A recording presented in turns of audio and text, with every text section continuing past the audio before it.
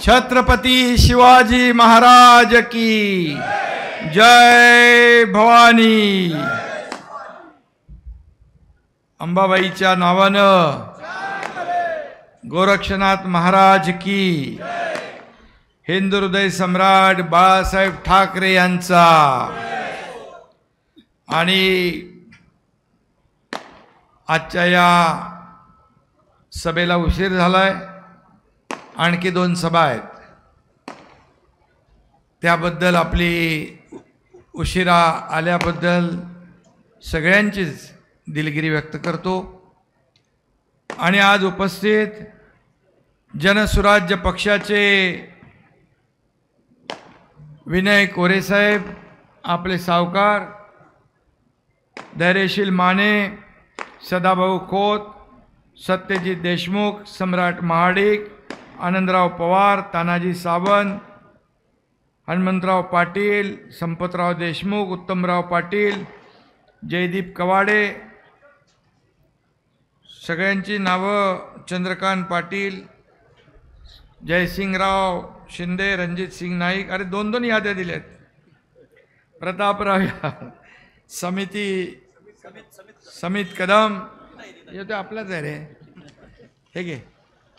कोणाची नावं राहिली असतील तर माफ करा, ज्याने यादी दिली त्याची जबाबदारी आहे। खरं म्हणजे ही जी निवडणूक होती आहे, ही निवडणूक फक्त धैर्यशील मानेंची नाही, ही निवडणूक हातकणंगलेची किंवा शिराळ्याची नाही, ही निवडणूक आहे बांधवांनो आणि भगिनींनो देशाची। ही देशाच्या विकासाची निवडणूक आहे, ही देशाच्या प्रगतीची निवडणूक आहे। आणि ही निवडणूक आहे या देशाचे, फक्त देशात नाही तर जगभरामध्ये लोकप्रिय असलेले नरेंद्र मोदीजी यांची निवडणूक आहे।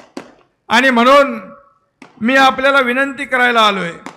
खरं म्हणजे मगाशी या ठिकाणी सांगितलं की बाळासाहेबांचा एक सच्चा शिवसैनिक, आज जी अनैसर्गिक युती झाली होती, ती युती खरं म्हणजे तोडण्यासाठी आणि नैसर्गिक युती जोडण्यासाठी एकनाथ शिंदेने प्रयत्न केला।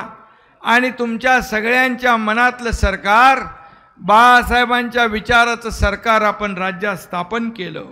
खरं म्हणजे मोठ्या संघर्षानंतर काँग्रेसच्या दावणीला बांधलेली शिवसेना सोडवण्याचं काम या एकनाथ शिंदेने केलेलं आहे।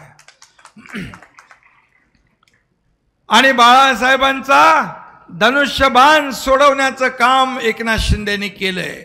खरं म्हणजे बाळासाहेबांची ज्या भाजपाशी वैचारिक युती होती, जेव्हा अटल बिहारी वाजपेयी, प्रमोद महाजन, लालकृष्ण अडवाणी, गोपीनाथ मुंडे या सर्वांनी मिळून जे शिवसेना भाजपा ही पवित्र युती केली होती, त्याला डाग लावण्याचं काम ज्यांनी केलं त्यांना सडेतोड उत्तर देण्याची हिम्मत या तुमच्या एकनाथ शिंदेने केली आहे। आणि म्हणून मी एकदम साधा, शांत, संयमी माणूस आहे, परंतु जेव्हा माझ्यातला कार्यकर्ता जागृत होतो, बाळासाहेबांचा शिवसैनिक जागृत होतो, धर्मवीरांचा शिवसैनिक जागृत होतो, तेव्हा मोठमोठी साम्राज्य, मोठमोठ्या सत्ता, सरकार जसा टांगा पलटी व्हावा तसा टांगा पलटी होऊन जातो। आणि म्हणून आज मी आपल्याला सांगतो, खासदार कुठं काय करतो, खासदार आमच्या गावात दिसला नाही, खासदार काय बोलला संसदेत, खासदार आमच्या गावाला रुपया दिला नाही, आता हा पुरावा आहे, हा मी स्वतः आता वाचलाय। खरं म्हणजे विरोधकांना हे सडे तोड उत्तर धैर्यशील माने यांनी या अहवालामधून दिलेला आहे। हा अहवाल आपण वाचा आणि प्रत्येक ठिकाणी जाऊन किती पैसे दिले याचा ढळढळीत पुरावा या आपल्या अहवालामध्ये आहे। आणि म्हणून अहवाल प्रसिद्ध करण्याची हिंमत फक्त काम करणाराच खासदार करू शकतो, दुसऱ्या आयऱ्या गैऱ्याचं काम नाही. आणि म्हणून मी आपल्याला एवढंच सांगतो, ही निवडणूक जी आहे, ही निवडणूक आपली सगळ्यांच्या दृष्टीने महत्त्वाची आहे. आज आपण खरं म्हणजे या शिराळ्यामध्ये आहोत. जसं मगाशी सत्यजित आबांनी सांगितलं की ये आपला डोंगराळ भाग, तुमचा शिराळा डोंगराळ भाग, तसं माझाही जन्मगाव डोंगराळ भाग आहे. जावळी, प्रतापगड, महाबळेश्वर. त्यामुळे जसं शिवाजीराव देशमुख डोंगरी भागाचे शिल्पकार होते, तशी आपली नाळ एकमेकामध्ये जुळलेली आहे. हा एकनाथ शिंदे देखील अति दुर्गम भागातून आला.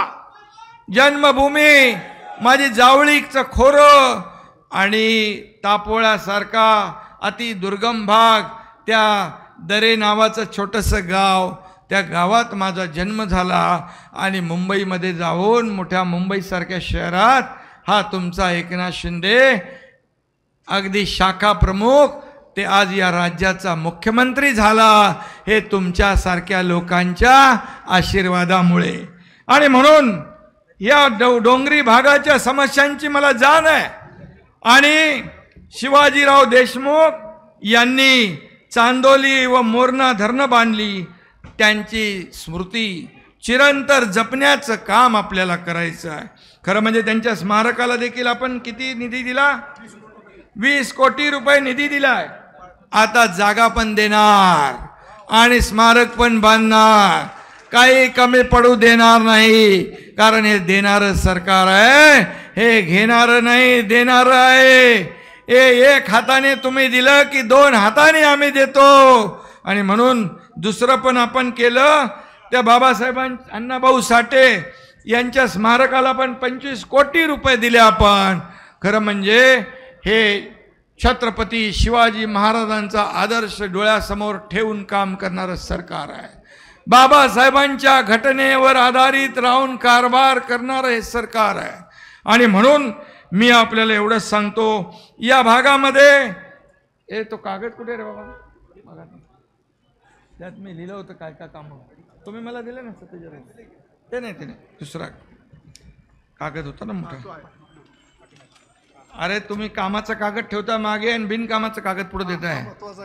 हा, तर या अण्णासाहेब साठे स्मारक, संभाजी छत्रपती धर्मवीर संभाजी महाराज स्मारकासाठी 18 कोटी रुपये. त्याचबरोबर डावा कालवा 80 मीटर योजना, या ठिकाणी देखील 25 कामं आपल्याला करायची आहेत. त्याला देखील त्यामुळे या उत्तर भागामध्ये उत्तर आणि पश्चिमला सिंचनाचा मोठा फायदा होईल. तुम्हाला मी सांगू इच्छितो की आपल्या सरकारने, पूर्वीच्या सरकारने फक्त 2.5 वर्षात 4 सुप्रमा दिल्या होत्या सिंचन प्रकल्पाला. पण या एकनाथ शिंदे, देवेंद्र फडणवीस यांच्या सरकारने या ठिकाणी 122 सुप्रमा दिल्या आणि सिंचन जवळपास 30 लाख हेक्टर जमीन ओलिताखाली येणार आहे. नंतर अजितदादा आपल्याबरोबर सामील झाले. आणि म्हणून या ठिकाणी आज या सरकारचं काम जे आहे लोकाभिमुख आहे. प्रकल्प बंद पाडले होते अगोदरच्या सरकारने सगळ्या योजना बंद होत्या. पत्रकार इकडे आहेत, त्यांना माहीत आहे की लॉकडाऊन हा त्यांचा आवडीचा विषय होता. परंतु लॉकडाऊन करून लोकांचं पोट भरता येत नाही, घरी बसून सरकार चालवता येत नाही, फेसबुक लाईव्ह करून लोकांना मदत देता येत नाही. त्यामुळे फेस टू फेस शेताच्या बांधावर जावं लागतं, त्या शेतावर जावं लागतं. आपत्ती आली, संकट आलं, कोल्हापूर सांगलीत महापूर आला, तेव्हा तिथं जावं लागतं.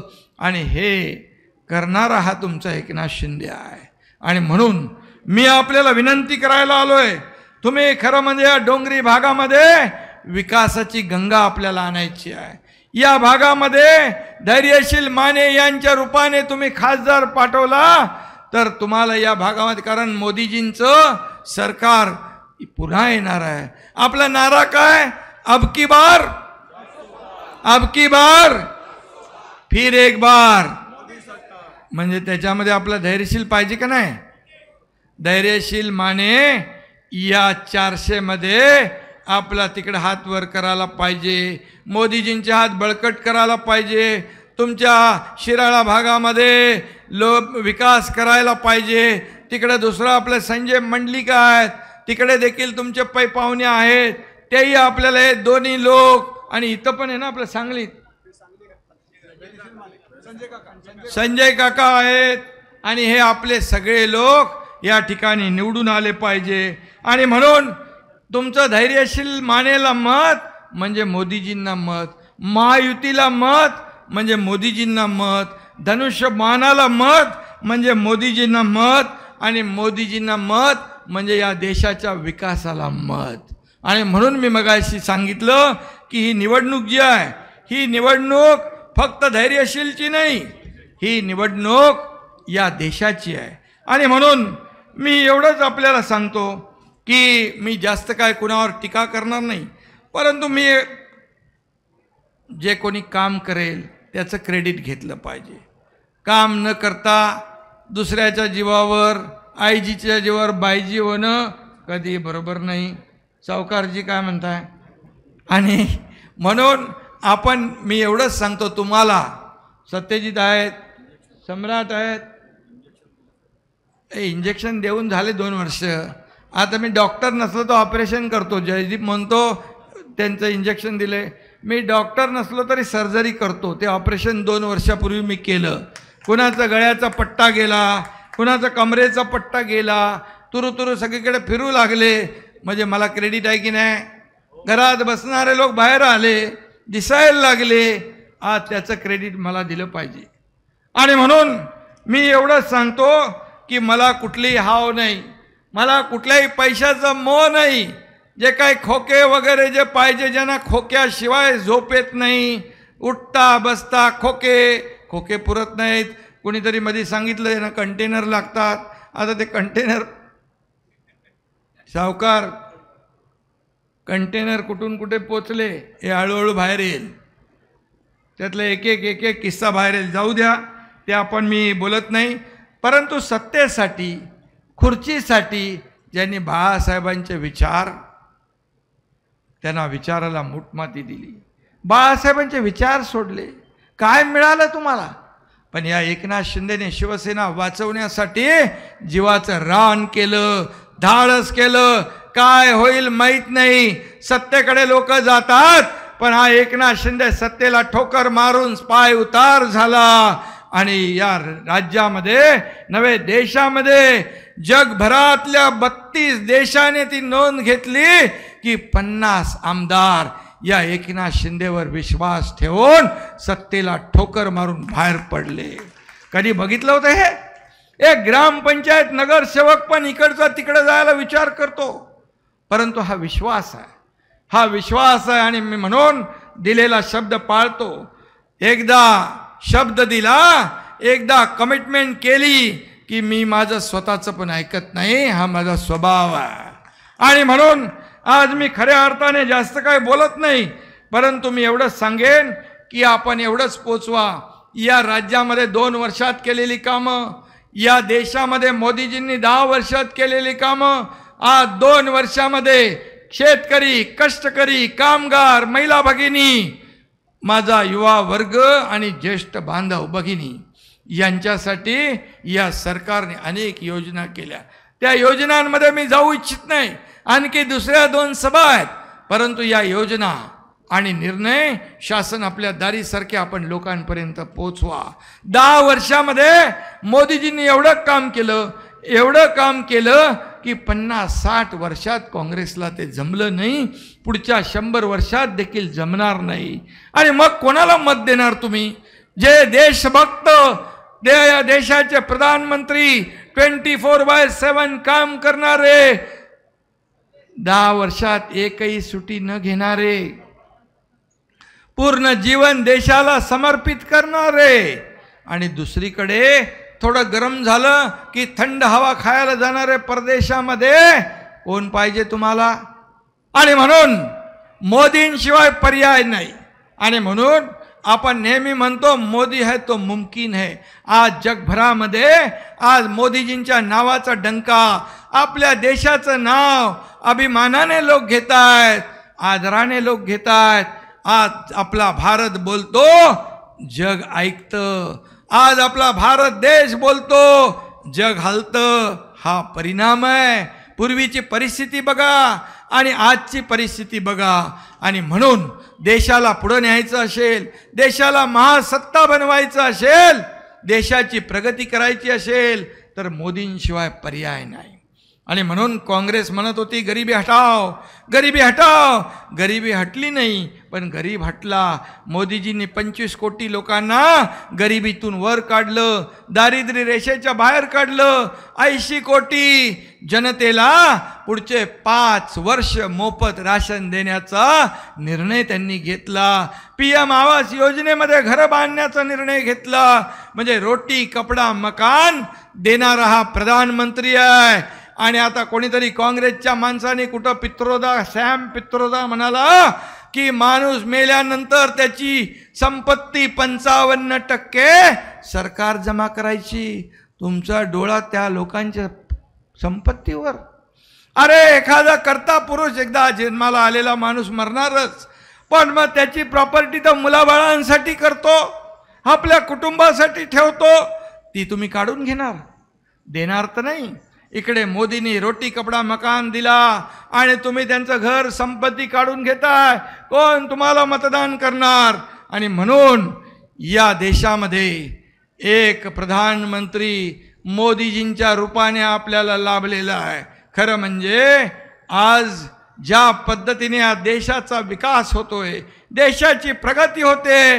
माझ्या माता भगिनींना उज्ज्वला योजना असेल, जनधन योजना असेल, बेटी बचाव असेल, लखपती दीदी असेल, ड्रोन दीदी असेल, आपली लेक लाडकी योजना असेल, अशा अनेक योजना आपण महिलांसाठी केल्या. बचत गटाच्या माध्यमातून 15,000 चे 30,000 दिले. CRPचं मानधन वाढवलं, 50% ST मध्ये सवलत दिली. आज आपल्या किती योजना आहेत. वयोश्री ज्येष्ठांसाठी वयोश्री योजना, तरुणांसाठी स्वयंरोजगार योजना, किती योजना आपण केल्यात. या योजना आपण पाठवा. आणि खऱ्या अर्थाने इथं देखील आपल्याला मी सांगतो, मगाशी सत्यजित आबांनी सांगितलं कुठलं रुग्णालय ते, कोकरूड ग्रामीण रुग्णालय. याला लोकनेते शिवाजीराव देशमुख यांचं नाव दिलं पाहिजे. त्याच्यातल्या ज्या काय अडचणी आहेत त्या बघू आपण आणि त्या दूर करू.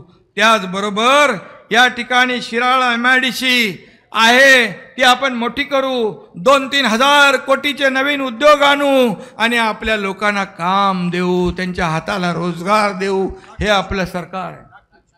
आणि नागपंचमी जे आहे, मी पण गोरक्षनाथ अंबा मातेचा भक्त आहे आणि म्हणून या ठिकाणी नागपंचमीचा जो विषय माझ्याकडे जेव्हा आले रात्री, त्या धैर्यशील बरोबर बोलत होता, सांगत होता मगाशी. मी म्हणालो माझ्या कुठल्याही कार्यकर्त्यावर गुन्हा दाखल होता कामा नये. गुन्हा दाखल होता कामा नये. गुन्हा दाखल झाला का?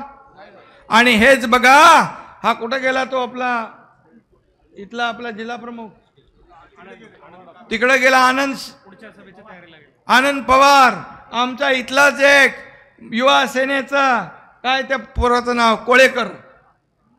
कोळेकरला मुख्यमंत्री महाविकास आघाडीचे असताना मोक्कामध्ये जावं लागलं. मोक्कामध्ये अनेक लोकांना तडीपाऱ्या सहन कराव्या लागल्या.